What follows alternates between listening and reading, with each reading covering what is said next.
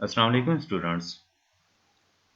अभी तक हमने डिस्कस किया था ऑपरेशनल एम्पलीफायर, जिसे ओप एम्पलीफायर कहा जाता था।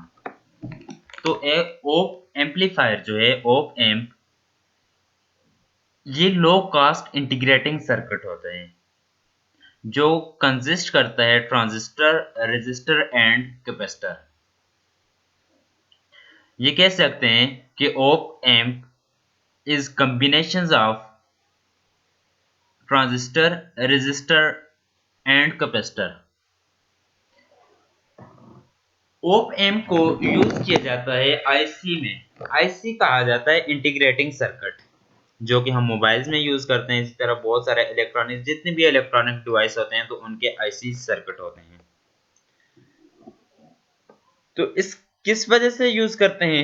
ओप एम्प को यूज करके हम ये इसके लिए एबल हो जाते हैं कि सिग्नल एम्पलीफाई हो जाए due to external power supply. जो इसके साथ एक्सटर्नल पावर सप्लाई कनेक्ट करें तो उसकी वजह से सिग्नल एम्पलीफाई हो जाए। Name derives from its use to perform operations on a signal। तो आज के लेक्चर में हम डिस्कस करेंगे इसकी डिफरेंट एप्लीकेशंस।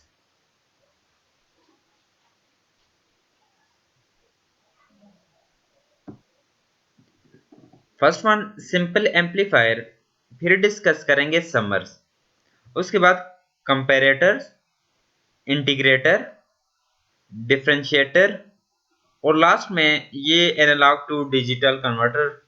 तो ये कैसे हम यूज करेंगे?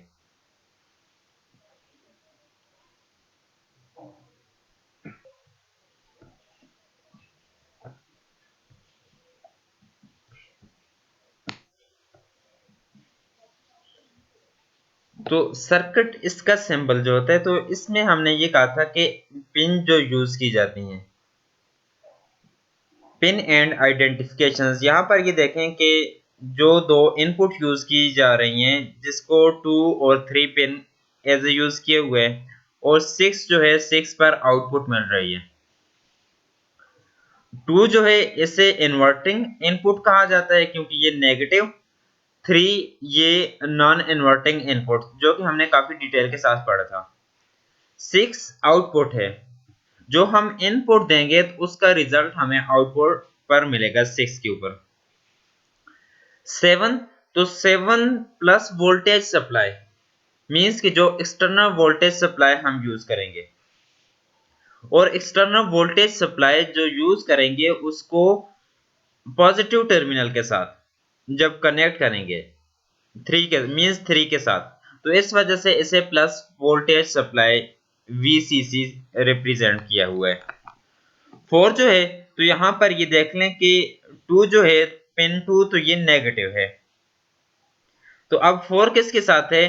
नेगेटिव वोल्टेज सप्लाई VEE के साथ कनेक्ट होगा। अब कौन सा रह गया? 1 एंड 5।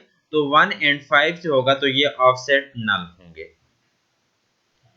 अब यही वाली जो इसकी रियल पिक्चर अगर हम देखें, तो ये एम्पलीफायर जो है, तो ये एम्पलीफायर हमें रियल में ऐसा नजर आएगा कि यहाँ पर ये देखें तो ये रियल में एम्पलीफायर ऐसा होता है। अब ये 1 and 5 offset null, inverting input, non inverting input. 4 जो है, तो 4 किसके साथ कनेक्ट किए हुए? 2 के साथ। इसी तरीके से 7 जो था, तो 7 किसके साथ कनेक्ट किए हुए? यहां से 7 3 के साथ कनेक्ट है। तो ये डिफरेंट आईसी सर्किट होती हैं। ऑपरेशनल एम्पलीफायर जो है, तो यहाँ पर देखें कि एक नेगेटिव और दूसरी प्लस इनपुट दे रहे हैं, और यहाँ पर जो है Q2L QL5, तो यहाँ पर हमें क्या मिल रही है? आउटपुट मिल रही है। तो और इसी तरीके से इसमें ऑफसेट नल भी यूज किए हुए, नेगेटिव ये जो है नेगेटिव वोल्टेज और पॉजिटिव वोल्टेज भी इसके साथ यूज किए हुए। ओप एम्प, इसका मेन पॉइंट जिसे गोल्डन रूल भी कहा जाता है, तो ये गोल्डन रूल आप लोगों ने याद रखना है। फर्स्ट ये है, the input to the op amp draw or source no current. जो इनपुट होगी उसमें हम सोर्स जो होगा तो उसका कोई करंट ड्रा नहीं करेंगे।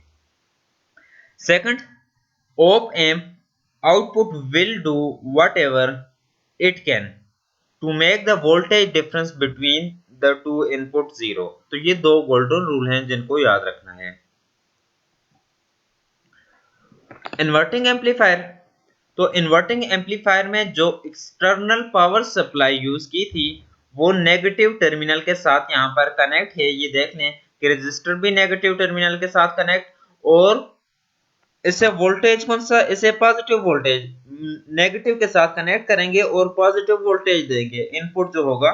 तो VIN, इसका मतलब कि इनपुट वोल्टेज पॉजिटिव दिया है। लेकिन जो प्लस होगा तो प्लस को यहाँ पर देखें कि ये क्या किए हुए, ग्राउंड किए हुए। तो अगर देखें कि आउटपुट देखें तो आउटपुट कैसे फाइंड करेंगे कि जितना हमें आउटपुट मिलेगा और जितना हम इनपुट दे रहे हैं इन दोनों की रेशो लेंगे। इन दोनों की रेशो जब लेंगे तो V out is equal to VIN, तो ये क्या बन जाएगा, RF ओवर R के इक्वल होगा। ये इन्वर्टिंग। नॉन इन्वर्टिंग एम्पलीफायर कौन सा होगा, नॉन इन्वर्टिंग एम्पलीफायर जब ये नेगेटिव जो हो, ये इसका नेगेटिव, ट्रांजिस्टर का नेगेटिव जो होगा तो इसके नेगेटिव को अगर ग्राउंड किया जाए और एक्सटर्नल पावर सप्लाई प्लस के साथ यूज की जाए, ये नेगेटिव इसको ग्राउंड कर दिया जाए और एक्सटर्नल ये जो पावर सप्लाई है इसे प्लस के साथ यूज किया जाए। यहाँ पर देखें नॉन इन्वर्टिंग एम्पलीफायर नेगेटिव जो है तो नेगेटिव को तो ग्राउंड कर लिया, फीडबैक तो यहां से लिए हुए है, ये RF जो है तो ये फीडबैक के लिए है, फीडबैक रजिस्टर भी कह सकते हैं इसे। और ये जो प्लस है, प्लस देखें तो इसके यूज किए हुए, इसे कनेक्ट किए हुए एक्सटर्नल वोल्टेज से। एक्सटर्नल वोल्टेज कौन सा है, VIN। तो अब इसे इनपुट दे रहे हैं, VIN इनपुट दे रहे हैं और ये इनपुट एक्सटर्नली इसे देंगे। यही एक्सटर्नल इनपुट के ऊपर ये वर्क करेगा तो हमें आउटपुट यहाँ पर V out मिलेगी। तो V out over V in is equal to, ये बन जाएगा R plus R, R over R, तो R over R1 plus RF over R। तो ये नॉन इन्वर्टिंग एम्पलीफायर। अब इसकी डिफरेंट एप्लीकेशंस हैं। First one, summing circuit. Summing circuit, summing means sum कर देना, ऐड कर देना। तो आप लोग यहां पर डायग्राम में देख लें, यहां पर देखें कि प्लस वाला जो है तो प्लस को जब अगर ग्राउंड किया जाए, प्लस को ग्राउंड कर लिया जाए तो ये कौन सा होता है, इन्वर्टिंग। ये प्लस यहां से ग्राउंड किया हुआ है तो ये इन्वर्टिंग एम्पलीफायर। तो अब यहां पर भी देखें कि ये प्लस जो है ये ग्राउंड किया हुआ है, ग्राउंड किए हुए तो मींस रेफरेंस वोल्टेज दिया है। रेफरेंस वोल्टेज कौन सा, 0 वोल्ट इसे दिया है। अब इस 0 वोल्ट की वजह से ये क्या है, ग्राउंड है। और साथ रेजिस्टर देखें कितने रेजिस्टर कनेक्ट हैं, तो ये रेजिस्टर R1, R2 और R3 पैरेलल सीरीज, पैरेलल में कनेक्ट हैं। रेजिस्टर R1 को जो वोल्टेज दिए हुए V1, R2 तो इससे वोल्टेज V2 और रजिस्टर R3 इसे वोल्टेज V3 दिए हुए। R1 में से जो करंट फ्लो कर रहा है वो I1, R2 में से जो करंट फ्लो कर रहा है I2 एंड R3 में से करंट फ्लो कर रहा है I3। इसी तरीके से अब इसे फीडबैक दिए हुए जिसे RF, रजिस्टर RF का नाम दिए हुए। अब इसमें से ये तो जंक्शन पॉइंट है दोनों का, तो जब ये दोनों का जंक्शन पॉइंट है तो ये करंट जब यहां से फ्लो करेगा तो ये करंट सम होगा, इस पॉइंट पर ये करंट सम होगा। तो अब I1 रजिस्टर R1 का करंट भी फ्लो कर रहा है, R2 का और R3 का भी करंट फ्लो कर रहा है। इस पॉइंट पर तीनों रजिस्टर का करंट होगा तो ये RF के ऊपर रजिस्टर RF में से जो करंट फ्लो करेगा तो ये I1 plus I2 plus I3 ये करंट फ्लो करेगा। अब यहां से देखें कि प्लस तो ये ग्राउंड है और ये माइनस वाला जो है तो इसे क्या दी जा रही है, इनपुट। तो इसे यहां से इनपुट देंगे और यहां पर आउटपुट मिलेगी। समिंग सर्किट में क्या करेंगे, use to add analog signal, कि ये जो एनालॉग सिग्नल आएंगे तो इनको हम ऐड करेंगे। फिर voltage averaging functions into summing functions, इसमें जो वोल्टेज आएगा तो उसका एवरेज लेंगे।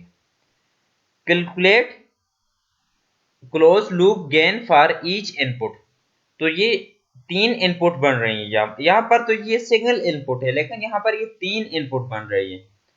तो फर्स्ट में जो गेन होगी तो इसे ACL1 से रिप्रेजेंट किया हुआ है, सेकंड की गेन, थर्ड की गेन। तो फर्स्ट की गेन जो होगी तो कैसे फाइंड करेंगे, RF मींस कि ये जो फीडबैक रजिस्टर है, और R1 में इनपुट 1 जो है इसमें जो रजिस्टर कनेक्ट किए हुए R1, इन दोनों की रेशियो लें। अब करंट की डायरेक्शन देखें, ऑपोजिट है, इस वजह से नेगेटिव साइन। इन दोनों की रेशियो लें RF/R1। तो इसी तरीके से हम सेकंड के लिए फाइंड करेंगे R2/F, थर्ड के लिए फाइंड करेंगे R3/F। आउटपुट वोल्टेज जो होगा तो ये क्या होगा, output voltage is equal to जितना हम इनपुट वोल्ट दे रहे हैं मल्टीप्लाई बाय गेन जो होगी, टोटल गेन। तो टोटल गेन इन तीनों को ऐड कर लें, ACL1, ACL2, ACL3, इन तीनों को ऐड कर लें। हालांकि ये तीनों इक्वल हैं, तो ये ऐड करेंगे तो यहाँ पर if R resistor R equal in value, कि ये जो रजिस्टर हमने कनेक्ट किए हुए इनकी रेजिस्टेंस सब रजिस्टर की रेजिस्टेंस अगर वैल्यू में सेम है तो टोटल वोल्टेज जो होगा तो इस टोटल वोल्टेज को फिर रजिस्टर R1 का जो वोल्टेज है V1, R2 का वोल्टेज, R3 का वोल्टेज V2 और V3, इन तीनों को R1, V1, V2 and V3, इन तीनों को यहाँ पर ऐड करेंगे। जब इन तीनों को ऐड करेंगे तो ये वाला सर्किट जो होगा जिसमें हम वोल्टेज को ऐड करेंगे तो ये सर्किट जो होगा इसे समिंग सर्किट कहा जाता है।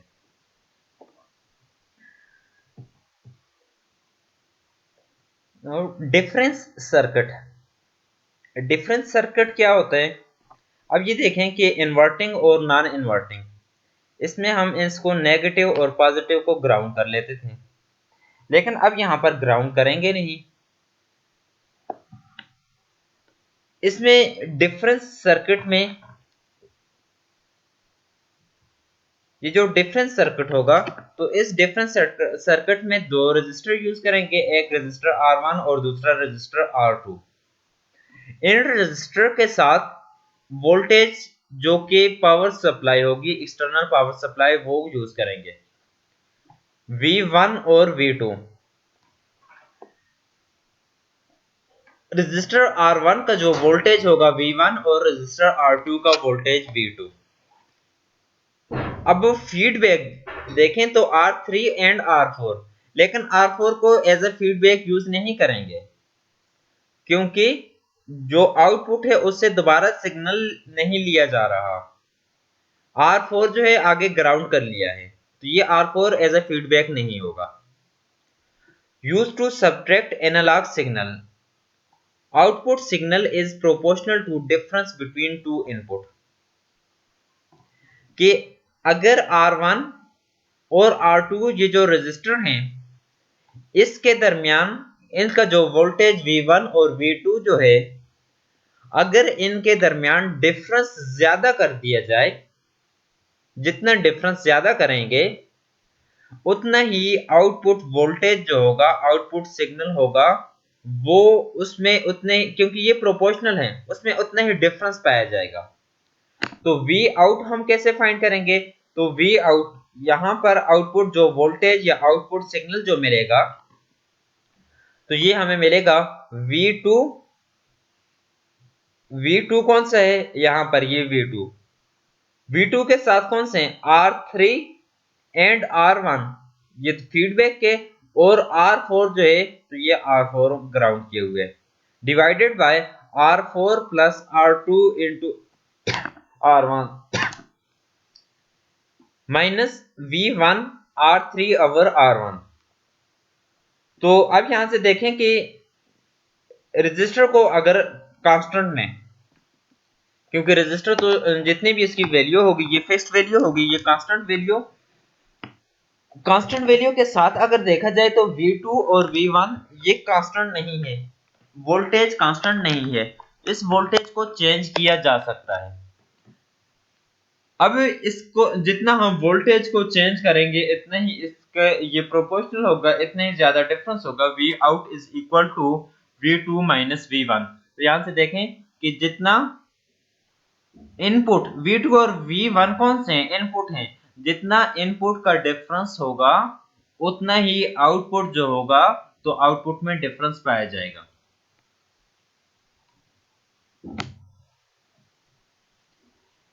इंटीग्रेटिंग सर्किट, इंटीग्रेटिंग सर्किट जो कि यूज किया जाता है आईसी में। यहां पर एक चीज याद रख लें, ये फीडबैक है, R3 यूज किए हुए इसमें डिफरेंस सर्किट में फीडबैक, समिंग सर्किट में RF यूज किए हुए फीडबैक। आईसी सर्किट जो होगा तो आईसी सर्किट में जस्ट ये होगा कि रजिस्टर की बजाय फीडबैक में कैपेसिटर यूज किए हुए, रजिस्टर की बजाय फीडबैक जो है तो ये फीडबैक है, इस फीडबैक में ये फीडबैक तो एज अ कैपेसिटर इसमें यूज किए हुए, कैपेसिटर को replace feedback register of inverting, inverting है साथ ये देख लें प्लस है, प्लस को ग्राउंड किए हुए इन्वर्टिंग है, inverting op amp with capacitor. Just इसमें कैपेसिटर रजिस्टर को रिमूव करके उसकी जगह कैपेसिटर लगाया हुआ है। A constant input signal generate a certain rate of change in output voltage। जो इनपुट इसका सिग्नल होगा तो ये क्या करेगा, generate a certain rate of change in output voltage, smooth signal over time. Signal smooth किस वजह से होगा, सिग्नल स्मूथ इस वजह से होगा क्योंकि जहां पर वोल्टेज कम होगा, जो देखें कि साइनोसाइडल सिग्नल जो होता है साइन वेव, तो एक पॉइंट पर ये इंक्रीज हो रहा है फिर ये डिक्रीज होता जाएगा। अब जहां पर ये डिक्रीज होता जाएगा तो कैपेसिटर में जो चार्जेस होंगे तो वो चार्जेस क्या होंगे, यूज होंगे। तो इस वजह से जो सिग्नल हमें मिलेगा तो वो सिग्नल स्मूथ सिग्नल मिलेगा, टोटल जो सिग्नल होगा तो वो स्मूथ सिग्नल मिलेगा। तो ये फाइंड कर लेंगे कितने टाइम में ये आउटपुट हमें मिल रही है, तो D V out is equal to D V out over D T is equal to minus V I N over R C. इसको क्रॉस मल्टीप्लाई कर लिया, जब क्रॉस मल्टीप्लाई किया दोनों साइड इंटीग्रल लें, इंटीग्रेट करें, जब दोनों साइड इंटीग्रेट करेंगे तो ये कैंसिल हो जाएगा डेरिवेटिव, तो जस्ट वी आउट रहेगा और साथ सी, सी क्या है तो सी आउटपुट वोल्टेज जो कि टी स्टार्ट टाइम मींस कि जब टाइम 0 होगा, तो ये इंटीग्रेटिंग सर्किट, इंटीग्रेटिंग सर्किट और उसके बाद है डिफरेंशिएटिंग सर्किट, जस्ट एक ही डिफरेंस। इंटीग्रेटिंग सर्किट में रजिस्टर R जो है इनपुट में यूज किए हुए, कैपेसिटर जो है फीडबैक में यूज किए हुए। अगर इन दोनों की जगह चेंज कर दें, रजिस्टर की बजाय कैपेसिटर यूज कर लें और कैपेसिटर की जगह हम रजिस्टर यूज कर लें, तो ऐसे ही किया हुआ है कि रजिस्टर की जगह कैपेसिटर और कैपेसिटर की जगह रजिस्टर। अब रजिस्टर एज अ फीडबैक है और कैपेसिटर एज अ इनपुट है, और इंटीग्रेटिंग सर्किट में कैपेसिटर एज अ फीडबैक और रजिस्टर एज अ इनपुट। इसमें क्या है तो input register of inverting op amp is replaced with a capacitor, तो ये कैपेसिटर से रिप्लेस होगा। Signal processing method,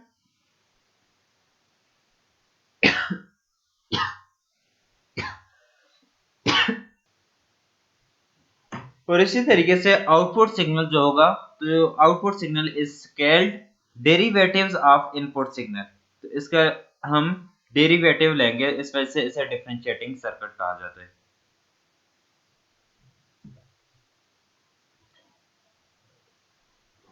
last applications इसकी कंपैरेटर सर्किट।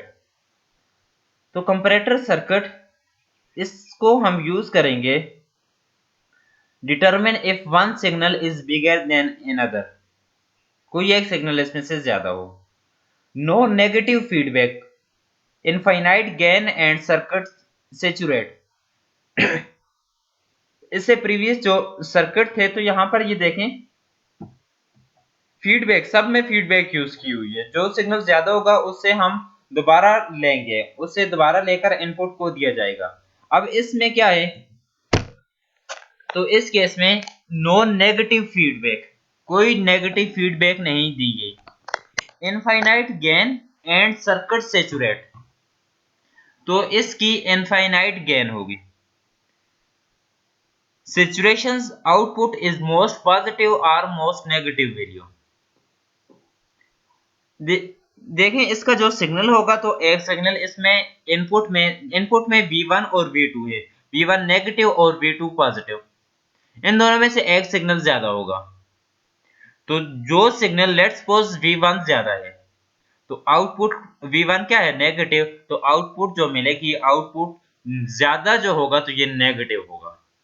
अगर V2 जो है ये नेगेटिव पॉजिटिव है और V2 की वैल्यू ज्यादा है तो इससे जो आउटपुट हमें मिलेगा तो आउटपुट पॉजिटिव मिलेगा।